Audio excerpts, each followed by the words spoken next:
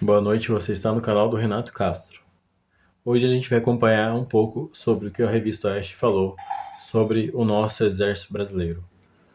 Você acha que deveríamos confiar no nosso exército, uma vez que temos sofrido várias perseguições, sendo governado por corruptos e o nosso exército não tem feito absolutamente nada? Confira aí a opinião da revista Oeste. Boa noite. A gente segue repercutindo aqui a prisão de Jair Bolsonaro e dos demais réus, porque um grupo de militares da ativa e também da reserva estão insatisfeitos com a prisão do ex-presidente Jair Bolsonaro e também com o tratamento dado a oficiais do Exército.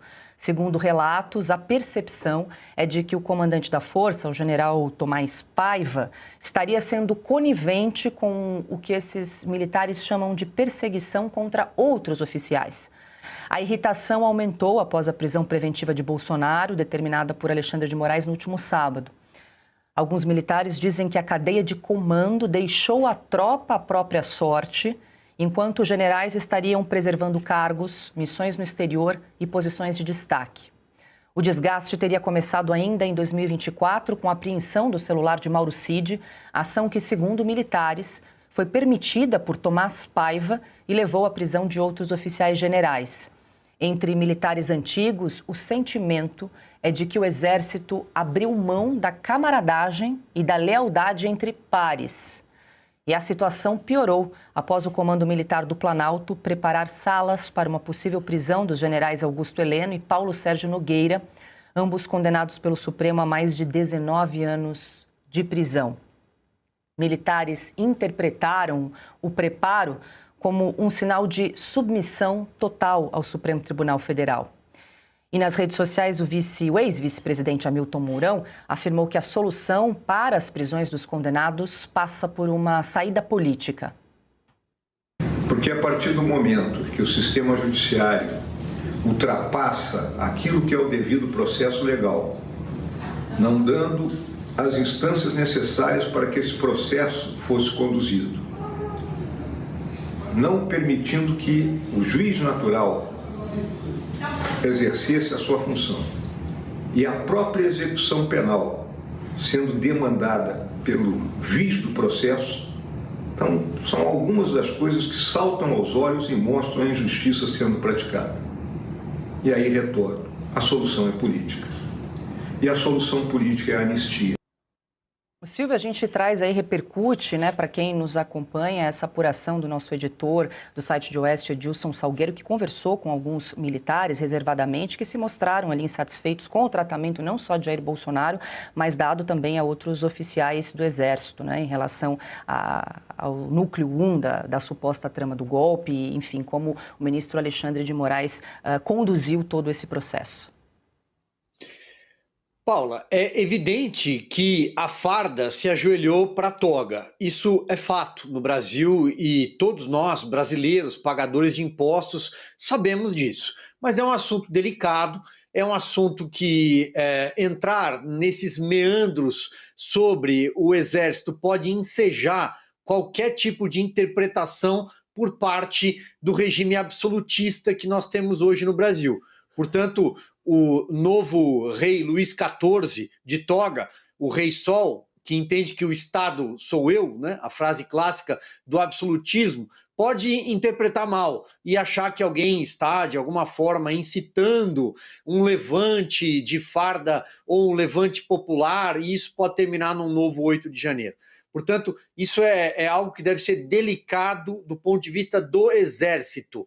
Por quê? Porque hoje o Brasil tem uma figura honrada como o general Augusto Heleno preso e um bandido como José Dirceu, que já foi preso 4 vezes e comandou os maiores escândalos de corrupção da Nova República, solto, dando entrevista em canais de YouTube, em rádios e até em televisão. José Dirceu, vejam vocês. Então, eu acho que é um momento muito...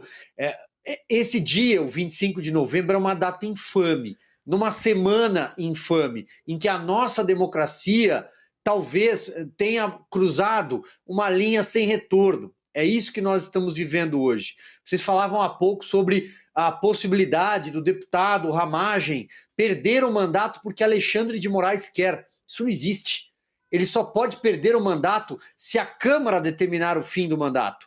Se, assim como Carla Zambelli, assim como Eduardo Bolsonaro, e nós já assistimos a cenas parecidas quando o totalitarismo avança contra a democracia. Eu vou recontar aqui em 30 segundos uma história muito breve, mas muito marcante na nossa história. No dia 12 de dezembro de 1968, quando a Câmara dos Deputados recebeu e teve de analisar um pedido para cassar o mandato do deputado Márcio Moreira Alves, do MDB, que um pouco antes, em 2 de setembro daquele mesmo ano, havia feito um discurso que desagradou os militares e por isso pediram a cassação do mandato dele, o Mário Covas, que era o líder do MDB, naquela época tínhamos um bipartidarismo, Arena e MDB, subiu na tribuna e disse, e fez talvez o mais histórico dos seus discursos, o mais importante discurso em defesa de uma democracia, que foi quando ele disse: senhor presidente, permita-me nesta hora despir-me da veste de liderança transitória para falar só pelos que me mandaram para cá, para que não possamos permitir, para que não deixamos o curso seguir de um crime impossível determinar o funeral de uma democracia. No dia seguinte, naquele 13 de dezembro de 1968, nós acompanhamos o funeral de uma democracia, que graças a Deus ressuscitou.